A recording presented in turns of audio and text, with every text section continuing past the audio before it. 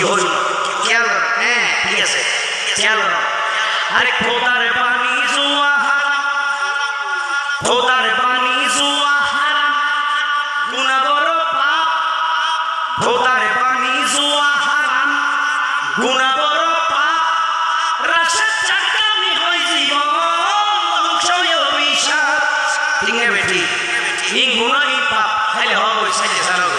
আর মেহমান না হওয়ার হই মানো না তোর মেহমান না মানো এবারে ওরে না পাপের সম্পদ কঠিন